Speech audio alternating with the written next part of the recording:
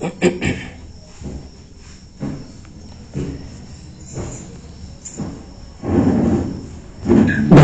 की ईश्वरीय वाणी अर्थात मुझे सुनने की तो बहुत सुंदर विधि है। अगर हम इस विधि से सुनते हैं तो वो हमारे दिल में, हृदय में छप जाएगी। सिर्फ याद रखो, रोज नहीं सुनते समय याद रखो, स्वयं भगवान मुझसे डायरेक्ट बात कर रहा है। ऊपर से ध्यान की गहरी मुझ पर पड़ रही है। ये बहुत सुंदर समय है। स्वयं भगवान हजार भुजाओं से मेरे साथ है। स्वयं सर्वशक्तिमान हजार भुजाओं के सहित मेरे साथ है। स्वयं भगवान की नजर मुझ पर है।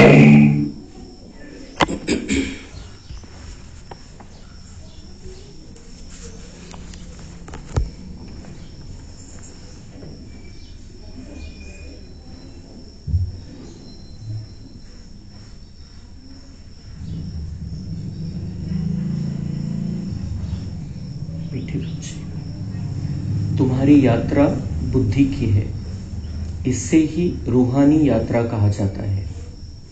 तुम अपने को आत्मा समझते हो, शरीर नहीं। शरीर समझना अर्थात उल्टा लटकना। प्रश्न है, माया के पाप में मनुष्यों को कौन सी इज्जत मिलती है? उत्तर, आसुरी इज्जत। मनुष्य किसी को भी आज थोड़ी इज्जत देते, कल उसकी बेइज्जती करते हैं, गालियां देते हैं। माया ने सबकी बेइज्जती की है, पतित बना दिया है। बाप आए हैं तुम्हें दैवी इज्जत वाला बनाने। ओम शांति। रूहानी बाप रूहों से पूछते हैं। हम आत्माओं से बाबा सामने से पूछ रहे हैं, कहाँ बैठे हो? तुम कहेंगे विश्व की रूहानी यूनिवर्सिटी में। आत्माओं का विश्वविद्यालय है, उसमें हम बैठे हैं। हर एक बाबा का स्थान इस विश्वविद्यालय का भाग है, इसलिए हम बाबा के इस आत्मिक विश्वविद्यालय में बैठे हैं। रूहानी अक्षर तो वो लोग जानते नहीं। विश्वविद्यालय तो दुनिया में अनेक है। यह है सारे विश्व में एक ही रूहानी विद्यालय, एक ही पढ़ाने वाला है। क्या पढ़ाते हैं? रूहानी नॉलेज। कौन सा ज्ञान पढ़ाते हैं? आत्मा का, परमात्मा का आध्यात्मिक ज्ञान। तो यह है स्पिरिचुअल विद्यालय अर्थात रूहानी पाठशाला। स्पिरिचुअल अर्थात रूहानी नॉलेज पढ़ाने वाला कौन है? रूह म्हणजे आत्मा। तो आत्मा का ज्ञान पढ़ाने वाला कौन है? ये तो हमारा परमपिता परमात्मा स्वयं हमको पढ़ाते हैं। यह भी तुम बच्चे ही अभी जानते हो। रूहानी बाप ही रूहानी नॉलेज पढ़ाते हैं, इसलिए उनको टीचर भी कहते हैं। स्पिरिचुअल फादर पढ़ाते हैं। अच्छा, फिर क्या होगा? पढ़ाई से क्या होगा? बाबा पढ़ाते, भगवान पढ़ाता है, क्या होगा उससे? तुम बच्चे जानते हो, इस रूहानी नॉलेज से हम अपना आदि सनातन देवी देवता धर्म स्थापन करते हैं। कितनी बड़ी बात होने वाली है। हम इस पढ़ाई से आदि सनातन देवी देवता धर्म की स्थापना कर रहे हैं। जिस धर्म में इतनी ताकत है, 2500 वर्ष तक दूसरा कोई धर्म आएगा नहीं, और 2500 वर्ष तक दुनिया उस आधार से चलेगी। एक धर्म की स्थापना, बाकी जो इतने सब धर्म हैं उनका विनाश हो जाएगा। एक धर्म की स्थापना, एक है तो शांति है, सुख है, प्रेम है, आनंद है। एक से दो हो गए तब गड़बड़ चालू होती है। तो एक धर्म की स्थापना, और बाकी जो इतने सब धर्म है, इस धर्मों के कारण ही अभी झगड़े हैं। तो वो सब धर्म खत्म होकर आदि सनातन देवी देवता धर्म इस दुनिया में रहेगा। झाडाची अवस्था कशी झालेली, जडजडीभूत झालेले, तर त्या आता सगळ्या फांद्या आता तुटणार आहे, संपणार आहे।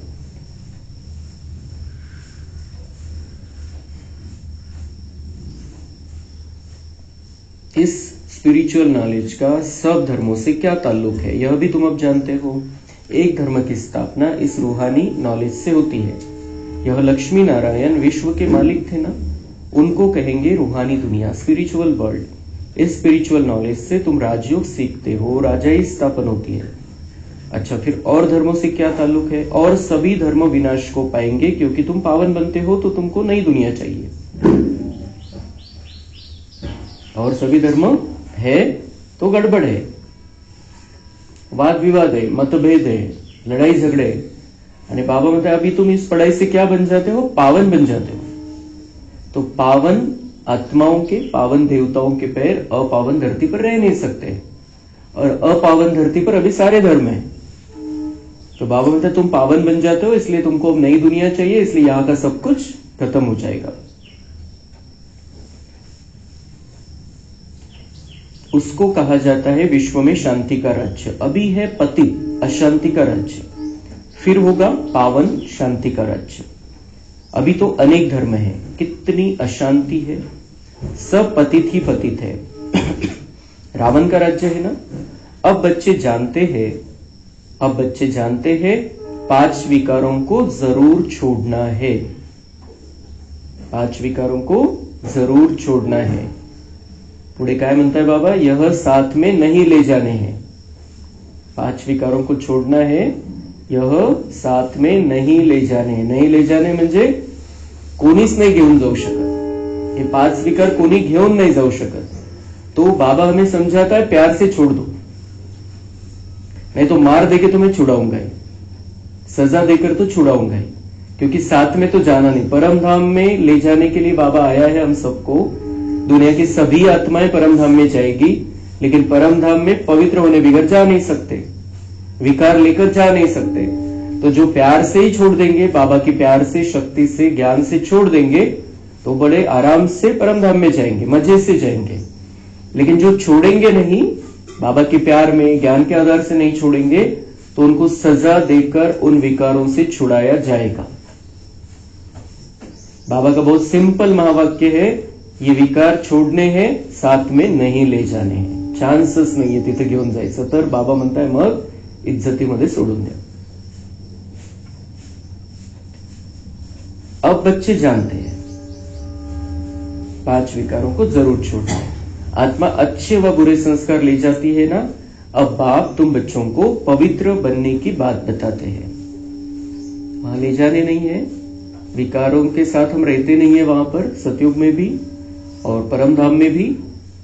पावन बनने की बात बाबा सिखाते हैं, क्योंकि हम पावन स्थिति में रहेंगे, सतयुग में भी और परम धाम में भी। अपावन कोई परम धाम में भी नहीं रह सकता है और सतयुग में भी नहीं रह सकता है। अपने को आत्मा समझ बाप को याद करो। डिफिकल्ट बात नहीं है, सिर्फ याद करना है। यह तो रियलिटी है ना।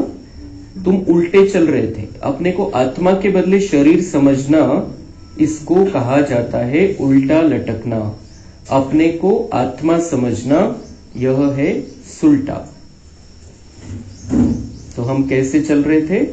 उलटे लटक रहे थे। आपण स्वतःला बघायचंय। आपण सरळ चालतोय, वर डोकं खाली पाय, ते व्यवस्थित आहे। पण जर आपण उलट, आपल्याला कोणी झाडावरती उलट लटकवलं तर कसं वाटेल ते? तो बाबा कह रहे अपने आप को शरीर समझना मतलब ऐसे ही उल्टा लटकना है। तो उल्टे जब जब जब हम देहभान में आ जाए, स्वतःला सांगायचंय मायेने मला आता उलट लटकवलेलं आहे आणि ते चांगलं नाही, लवकर उलट होऊन जायचं। अपने आप को आत्मा समझना है। अल्लाह जब आते हैं तब आकर पावन बनाते हैं। भगवान सबका बाप है, सभी धर्म वाली सभी आत्माओं का बाबा है भगवान। इसलिए इस्लाम की भी बात करता है। रूह हा शब्द इस्लाम मधून घेतलेला आहे। इस्लाम मध्ये रूह शब्द आलेला आहे आत्मासाठी। और बाबा कह रहे अल्लाह जब आते हैं तब आकर पावन बनाते हैं। अल्लाह की पावन दुनिया है, रावण की पतित दुनिया है। अल्लाह की पावन दुनिया, त्यांनी त्याच्यासाठी शब्द वापरलेला आहे बहिष्त, जो अल्लाह का बगीचा है। बहिष्त शब्द वापरलेला आहे मुस्लिम धर्मामध्ये। आणि रावण की पतित दुनिया आपण नरक म्हणतो, ते दोजक म्हणतात। तो अभी हम दोजक में, नरक में रह रहे हैं और बाबा हमें बहिष्ठ में लेकर जाने वाले हैं। देह अभिमान में सभी उल्टे हो गए हैं। अब एक ही बार देही अभिमानी बनना है। अब एक ही बार देही अभिमानी बनना है। संगम युग में एक ही बार हम देही अभिमानी बनते हैं, अपने आप को आत्मा समझते हैं, तो 2500 वर्ष तक हम सीधा चलेंगे और द्वापर में फिर उल्टा चालू हो जाएगा। तुम अल्लाह के बच्चे हो, अल्लाह हूं नहीं कहेंगे। तुम अल्लाह के बच्चे हो, अल्लाह हूं नहीं कहेंगे। ते काय म्हणतात? अल्लाह हूं अकबर, मतलब मैं अल्लाह. जर शब्दशः अर्थ घेतलं त्याचा तर मैं अल्लाह हूं. आणि पण म्हणताना काय करतात? वरती बोट दाखवतात. अल्लाह हूं एकीकडे म्हणतात, बोट वरती दाखवतात, नजर वरती जाते. अंगुली से हमेशा ऊपर की तरफ इशारा करते, तो सिद्ध होता है अल्लाह वह है. अल्लाह हूं कहते हैं, उंगली ऊपर जाती है, तो सिद्ध होता है अल्लाह वह है, ऊपर वाला. तो यहां जरूर दूसरी चीज है. तो अगर वो अल्लाह है तो यहां दूसरी चीज है. यहां वो है तो यहां कैसे हो सकते? तुम कैसे हो सकते हो? तो हम उस अल्लाह बाप का बच्चा हूं. हम भाई भाई है. अल्लाह हूं कहने से फिर उल्टा हो जाएगा कि हम सब बाप हैं. हम भाई भाई है, वो बाप है. लेकिन हम जब वो कहते हैं अल्लाह हूं, तो बाबा मतलब क्या हो जाएगा? उल्टा हो जाएगा. उसका मतलब ये हो जाएगा कि हम सब बाप हैं. और बाप तो एक ही है, हम सब बच्चे हैं. परंतु नहीं, बाप एक है, उनको याद करना है. अल्लाह एवर प्योर है. अल्लाह खुद बैठ पढ़ाते हैं. थोड़ी सी बात में मनुष्य कितना मूंझते हैं. शिव जयंती भी मनाते हैं ना, खुद बैठकर पढ़ाते हैं. किती कन्फ्युजन करून ठेवलेले सगळ्या धर्मवाल्यांनी बाबा म्हणताय. इधर हिंदू धर्म में भी शिव जयंती मनाते हैं, लेकिन अर्थ किसको भी पता नहीं. वो अल्लाह के बारे में कहते हैं, लेकिन अल्लाह क्या है उनको पता नहीं. तो किसी को भी भगवान के बारे में सच्ची जानकारी नहीं थी. श्री कृष्ण है स्वर्ग का पहला राजकुमार. यह बेहद का बाप इनको राज्य भाग्य देते हैं. बाप जो नई दुनिया स्वर्ग स्थापन करते हैं, उसमें श्री कृष्ण नंबर 1 प्रिंस है. स्वर्ग का पहला राजकुमार, बेहद का बाप इनको राज्य भाग्य देते. सबसे पहला राज्य इनके हाथ में आता है. नई दुनिया स्वर्ग की स्थापना बाबा करते हैं. उसमें श्री कृष्ण नंबर 1 का राजकुमार है और वही नारायण के रूप में महाराजा बनता है.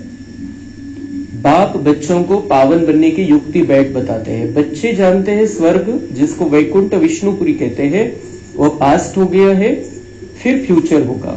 चक्र फिरता रहता है ना. यह ज्ञान अभी तुम बच्चों को मिलता है. यह धारण कर और फिर कराना है. हर एक को टीचर बनना है. यह ज्ञान धारण कर फिर कराना है, अपने में धारण करना है, प्रैक्टिकल में चलना है उस ज्ञान के आधार से, और हमारा जीवन ही सबके लिए पाठ हो जाना चाहिए. तो हर एक को टीचर बनना है. फिर ऐसे भी नहीं कि टीचर बनने से लक्ष्मी नारायण बनेंगे. लक्ष्मी नारायण का पाठ तो फिक्स हो गया. ऐसे नहीं कि टीचर बन जाएंगे हम तो लक्ष्मी नारायण बनेंगे. टीचर बनना मतलब हम अपनी राजधानी अपने लिए बना रहे हैं और उस राजधानी में आने वालों को तैयार कर रहे हैं. तो हमें ज्ञान को समझना है, धारण करना है और दूसरों को समझाना है, उदाहरण बन जाना है उनके लिए. तो ऐसे नहीं कि टीचर बनने से लक्ष्मी नारायण बनेंगे. नहीं, टीचर बनने से तुम प्रजा बनाएंगे. जितना बहुतों का कल्याण करेंगे उतना ऊंच पद पाएंगे, स्मृति रहेगी. तो हमें रास्ता बताना है दूसरों को. कैसे भी, वाणी से बता सकते हैं, मन से बता सकते हैं, कर्म से बता सकते हैं, और हमारे उदाहरण द्वारा हम सबसे ज्यादा ये बातें समझा सकते हैं. नुसतं सांगून समजणार नाहीये लोकांना. आपल्याकडे किती कला असल्याने किती आपण चांगलं भाषण करू शकू, पण समजेल केव्हा लोकांना, जेव्हा ते आपल्यामध्ये दिसेल, प्रॅक्टिकल मध्ये दिसेल. बाप पतित पावन लिबरेटर है, पावन बनाने वाला है. बहुतों को याद करना पड़ता है. जानवर, हाथी, घोड़े आदि कच्छ मच्छ को भी अवतार कह देते हैं. बाबा तो मुक्तिदाता है, पावन बनाने वाला है. और दुनिया वालों ने क्या कर दिया? बहुतों को याद करना पड़ता है. जानवर, हाथी, घोडे, कच्छ मच्छ को भी अवतार कह देते हैं. वेगवेगळ्या प्रकारचे अवतार दाखवलेले परमेश्वराचे. तो उनको भी पूछते रहते हैं. समझते भगवान सर्वव्यापी अर्थात सब में है. हे सगळं गोंधळ आहे. आपण बघितलं आता कहाणीमध्ये जापानमध्ये काय करतात. भगवान के जैसा शिव बाबा के जैसा ही पत्थर रखते सामने और उसको ही देखते रहते, लेकिन पता ही नहीं क्या कर रहे हैं. परंपरेने करत आले, त्यांच्या इथं करायचे सगळे पहिल्यापासून तर करतात, पवित्र मानतात बस. तो म्हणजे भारतामध्ये असो किंवा विदेशामध्ये असो सगळं गोंधळ करून टाकलेलं आहे परमात्म्याविषयी. आणि किती सिंपल परमात्मा आहे, किती सिंपल त्याचा परिचय. तो समझते भगवान सर्वव्यापी अर्थात सब में है. काय समजतात मग? सब में भगवान है, सर्वव्यापी है, सबको खिलाओ. फिर अच्छा, कण कण में भगवान कहते, फिर उनको कैसे खिलाएंगे? मग नैवेद्य दाखवतात, भोग लावतात वेगवेगळे जाज्ञानामध्ये. तो फिर अगर कण कण में है भगवान तो फिर उनको कैसे खिलाएंगे? कोणी समोर जर कोणी असेल तर त्याला तुम्ही देऊ शकता. तो कण कण में अगर है तो किसको कौन कैसे खिलाएगा? अगर कण कण में भगवान है तो बिल्कुल ही समझ से जैसे बाहर है. कितनी बाबांना आश्चर्य वाटत असेल कि मेरे बारे में क्या क्या करके रख दिया दुनिया वालों ने. भगवान की भी समझ से बाहर है. भले उनकी भावना है, हर एक की भावना है, पर समझदारी तो नहीं है. ती कोणत्याही प्रकारची समझदारी तो नहीं है. तो भगवान आकर सत्य समझ हमें देता है. लक्ष्मी नारायण आदि देवी देवताएं थोड़ी यह काम करेंगे, चीटियों को अन्न देंगे, फलाने को देंगे. तो बाप समझाते हैं तुम हो रिलीजियो पॉलिटिकल. तुम जानते हो हम धर्म स्थापन कर रहे हैं. राज्य स्थापन करने के लिए मिलिट्री रहती है, परंतु तुम हो गुप्त, तुम्हारी है स्पिरिचुअल यूनिवर्सिटी. सारी दुनिया के जो भी मनुष्य मात्र है सब इन धर्मों से निकल अपने घर जाएंगे. हम कौन है? Religio political. म्हणजे धर्म आणि राज्य दोन्ही विषयी सत्य समज, स्पष्ट समज बाबा आपल्याला देतोय. आणि सुंदर आणि श्रेष्ठ धर्म पण आपण स्थापन करतोय आणि राज्य सत्ता पण आपण बनवतोय. अभी तुम संगम युग पर पढ़ रहे हो, फिर सतयुग में आकर राज्य करेंगे और कोई धर्म नहीं होगा. गीत भी है ना, बाबा आप जो देते हैं वह और कोई दे न सके. सारा आसमान, सारी ही धरनी तुम्हारी रहती है, सारे विश्व के मालिक तुम बन जाते हो. तो पढ़ाई पढ़नी पड़े तभी जा सकेंगे ना. पढ़ेंगे नहीं तो नई दुनिया में जा नहीं सकेंगे. वहां का तो लिमिटेड नंबर है, नंबरवार पुरुषार्थ अनुसार वहां जाकर पद पाएंगे. इतने सब तो पढ़ेंगे नहीं. अगर सभी पढ़े तो फिर दूसरे जन्म में राज्य भी पावे. पढ़ने वालों की लिमिट है. सती त्रेता में आने वाले ही पढ़ेंगे. तुम्हारी प्रजा बहुत बनती रहती है, देरी से आने वाले पाप तो भस्म कर न सके.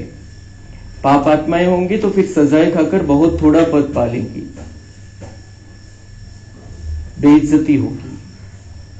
जो अभी माया की बहुत इज्जत वाले हैं वह बेइज्जत बन जाएंगे. यह है ईश्वरीय इज्जत, वह है आसुरी इज्जत. ईश्वरीय अथवा दैवी इज्जत और आसुरी इज्जत में रात दिन का फर्क है. हम आसुरी इज्जत वाले थे, अब फिर दैवी इज्जत वाले बनते हैं. आसुरी इज्जत से बिल्कुल बेघर बन जाते हो. यह है कांटों की दुनिया, तो बेइज्जती हुई ना. फिर कितनी इज्जत वाले बनते हो. यथा राजा रानी तथा प्रजा, बेहद का बाप तुम्हारी इज्जत बहुत ऊंच बनाते हैं, तो इतना पुरुषार्थ भी करना है. सब कहते हैं हम अपनी इज्जत ऐसी बनावे, अर्थात नर से नारायण, नारी से लक्ष्मी बन जावे. इनसे ऊंच इज्जत कोई की है नहीं. तो भगवान हमारा मान सम्मान बढ़ाता है, इज्जत बढ़ाता है, और इतनी इज्जत हमें दिलाता है कि हम जैसे कि भगवान के जैसे बन जाते हैं, लक्ष्मी नारायण बन जाते हैं, देवी देवता बन जाते हैं. बाबा म्हणते इससे बड़ी इज्जत कौन सी होगी जो तुम स्वयं भगवान जैसे बन जाओ, लक्ष्मी नारायण जैसे बन जाओ, देवी देवता बन जाओ. इथं आज इज्जत आहे, उद्या ती इज्जत बिलकुल मातीमध्ये चालले जाते, असं त्याला आपण म्हणू शकतो. राजकारण आपण आता बघतोय की जे निवडणुकीचे जे राजकारण चालतं त्याच्यामध्ये काल जे एखाद्या व्यक्तीला खूप इज्जत देत होते, त्याच्या प्रशंसेमध्ये पोडवे गायले जायचे, त्याच्या प्रशंसेमध्ये आरत्या केल्या जायच्या, आणि आज शिवाय देतात. तो यहाँ की इज्जत ऐसी है, आज है कल नहीं है. लेकिन बाबा हमें ऐसा इज्जतदार बना देता है जो 2500 वर्ष हमारी कोई बेइज्जती कर नहीं सकेगा. 2500 वर्ष तक हमें मान सम्मान मिलेगा. लेकिन बाबा म्हणते हैं वहां जाने के लिए, वहां पहुंचने के लिए तुम्हें पढ़ाई पढ़नी पड़ेगी. और पढ़ाई सब तो नहीं पढ़ने वाले, जो पढ़ेंगे बहुत अच्छी रीति से वही उस दुनिया में आ पाएंगे. तिथले लिमिटेड नंबर आहे, लिमिटेड संख्या आहे. सगळेच जर अभ्यास करतील तर बाबा म्हणतात सगळ्यांना राजा थोडी बनवणार आहे मी, सगळे राजा बनने चांस पण नहीं है. इसलिए नंबरवार ही पढ़ते हैं सब. तो पढ़ाई पर ध्यान देना है. और ये पढ़ाई मतलब क्या है? 4 विषय है पढ़ाई के. आपण बाबांच्या या आत्मिक विश्वविद्यालयामध्ये बसलेलो आहे आणि इथं बाबांनी 4 विषय ठेवलेले मुख्य. ज्ञान मतलब मुरली, ज्ञान सुनना, समझना, धारण करना. दूसरा विषय रखा है बाबा ने योग, परमात्मा से कनेक्शन, रियल कनेक्शन. आणि ते कनेक्शन चलता फिरता उठता बसतात आपल्याला ठेवायचंय, पण त्याच्यासाठी स्पेशल वेळ पण काढायचा. तभी अगर हम समय निकालेंगे थोड़ा अपने लिए, तो हम दिन भर में भी बाबा की याद में रह सकते हैं. अगर थोड़ा सा सेटिंग देंगे मन बुद्धि को तो दिन भर बाबा की याद रह सकती है. इसलिए अमृत वेला योग और नुमाश्याम योग दोनों भी महत्वपूर्ण है. मग धारणाचा विषय की जे बाबा आपल्याला मुरलीद्वारे शिकवतात, समजवतात, त्या गोष्टी जीवनामध्ये प्रॅक्टिकलमध्ये दिसल्या पाहिजे. आणि जसं आपण ज्ञान, योग, धारणामध्ये पक्के होत जातो तशी आपल्याद्वारे अशा प्रकारच्या सेवा होतील, तन मन धन मनसा वाचा कर्मणा, की आपलं त्याच्यामध्ये इतकं पुण्य जमा होऊन जाईल की आपण वरच्या लेवलचं राज्यभाग्य, जसं श्रीकृष्णाला बाबांनी दिलं तसं त्या टाइपचं आपल्याला राज्यभाग्य प्राप्त होऊ शकतं. इसलिए बाबा कह रहे पढ़ना पड़ेगा. इतनी इज्जत मैं तुम्हारी बना रहा हूं, इतना मान सम्मान वाला तुम्हें बना रहा हूं, जो 2500 वर्ष तो तुम्हारी डायरेक्ट इज्जत रहेगी और फिर मंदिरों में तुम्हारी इज्जत होती रहेगी कलयुग के अंत समय तक. इतना इज्जतदार तुम्हें बनाता हूं. यहाँ की इज्जत कैसी है? आसुरी इज्जत है, माया की इज्जत है. माया के हिसाब से कुछ मिलता है तो इज्जत करते हैं लोग, प्राप्ति है तो इज्जत करते हैं. लेकिन वहां पर तो जो हम संगम युग में हम जो ब्राह्मण बन रहे हैं, हमारी बाबा की नजरों में बहुत इज्जत है, सबसे पहली बात तो. फिर हम जिनके लिए अच्छा करते हैं उनकी दुआएं हमें मिलती है. फिर हम सारे विश्व का कल्याण करते हैं, हमें गुप्त दुआएं मिलती रहती है, गुप्त आशीर्वाद मिलते रहते हैं. इसलिए ये जो इज्जत का विषय, मान सन्मानाचा जो विषय, आता हा विषय आपल्याला रूहानी करून घ्यायचा आहे. दुनियावाल्यांकडून मान सन्मान नकोय आपल्याला. आज देतील, उद्या ते शिव्या देतील. आज इज्जत देतील, आज मान ठेवतील, उद्या. आणि आपल्याला जर ती मान शान मध्ये राहायची सवय लागली तर आपण ते त्यांचं सहन नहीं करू शकत, निंदा अपमान. इसलिए हमें उन दुनिया वालों से भी कुछ नहीं चाहिए. हमें इज्जत में रहना है. इज्जत में रहना बाबा सिखाते हैं. और सबसे बड़ा इज्जत में रहना है निर्विकारी बनकर रहना. और निर्विकारी बनने के लिए, विकारों को छोड़ने के लिए इन पढ़ाई को अच्छी रीति से पढ़ना है. चारों विषयों में हमें आगे बढ़ना है. तर आपला जो मान सम्मान है तो बिल्कुल श्री कृष्णाच्या लक्ष्मी नारायणच्या लेवलचा होऊन जाए. ये बहुत महत्वपूर्ण बात हमें बुद्धि में रखनी है कि हमें अपनी बाबा की नजरों में, दुनिया की आत्मिक नजरों में हमारी इज्जत हमें बढ़ा देनी है.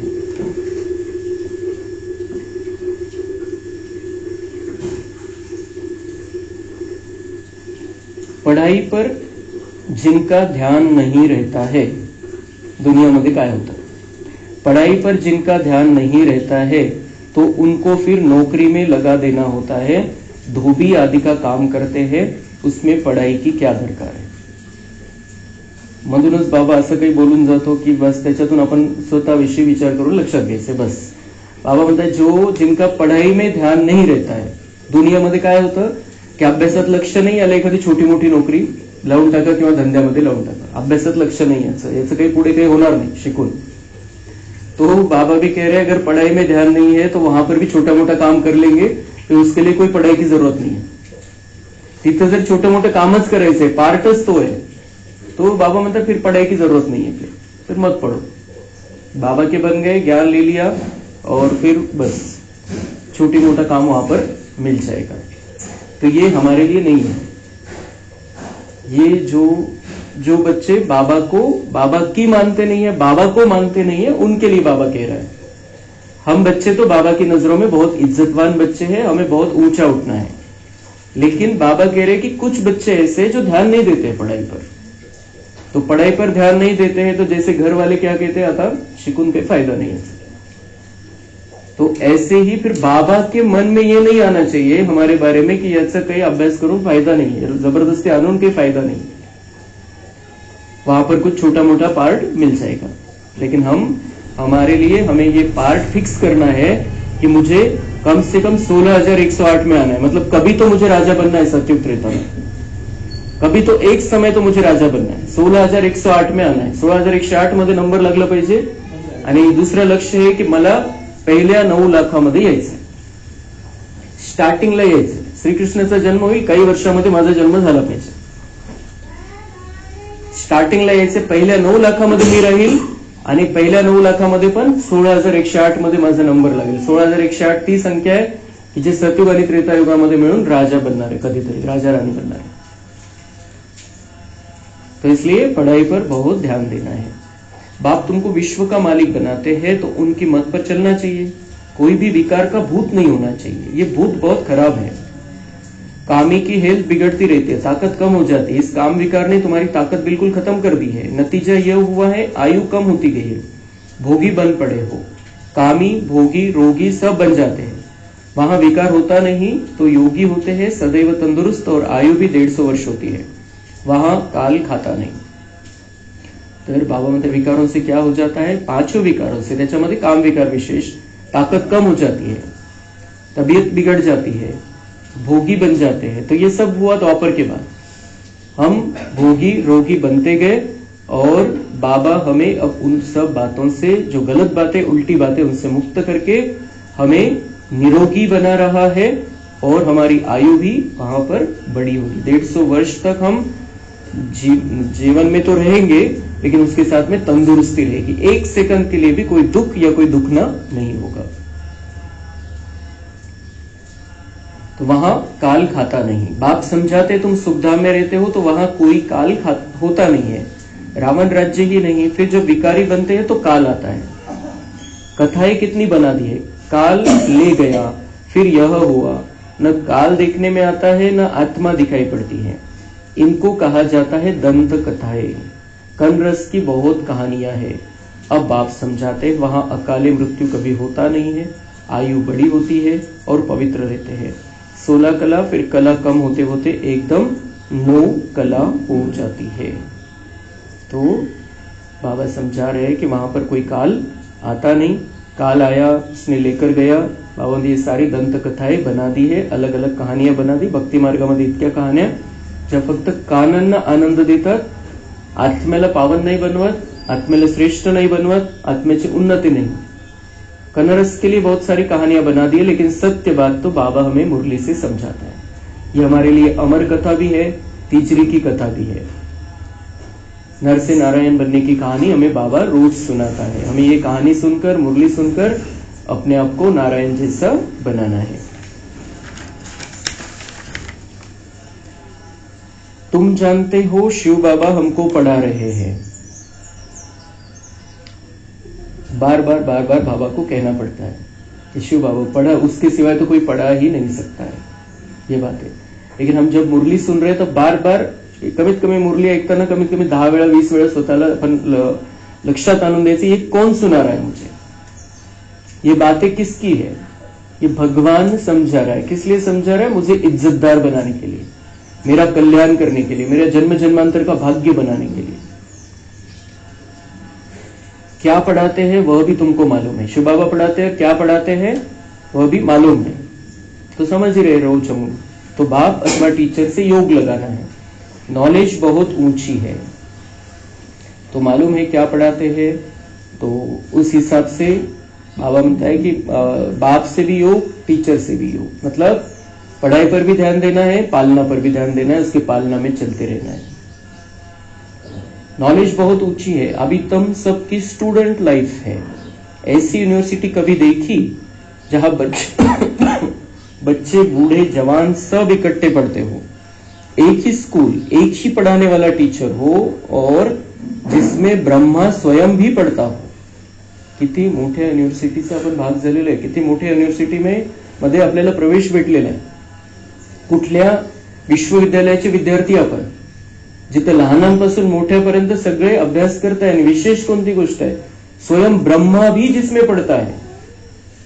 स्वयं ब्रह्मा जिसके लिए दुनिया वाले कहते हैं इसके एक संकल्प से सृष्टि की रचना हुई, सृष्टि स्थापन, वो ब्रह्मा भी यहां पर ही पढ़ता है। यही मुरली उसने सुनी है, यही जो रोज की साकार मुरलियां है वही सुनकर ब्रह्मा श्री कृष्ण बना है। तो हम जिस स्कूल में है, जिस कॉलेज में, जिस विश्वविद्यालय में, वहां का विद्यार्थी ब्रह्मा भी है। हम एक ही सेम स्कूल के, ब्रह्मा और हम। तो कितना ऊंचा ये विश्वविद्यालय है, जहां स्वयं ब्रह्मा पढ़ता है और पढ़कर श्री कृष्ण बना, नारायण बना। तो वंडर है ना, किती मोठा आश्चर्याची गोष्ट। आपण कधी स्वप्नात सुद्धा विचार नव्हता केला, तो भगवान पढ़ाएगा ये भी नहीं सोचा था। और हमारे साथ में कौन पढ़ेंगे, श्री कृष्ण बनने वाला आत्मा हमारे साथ में पढ़ेंगी, ये तो हम सोच भी नहीं सकते थे।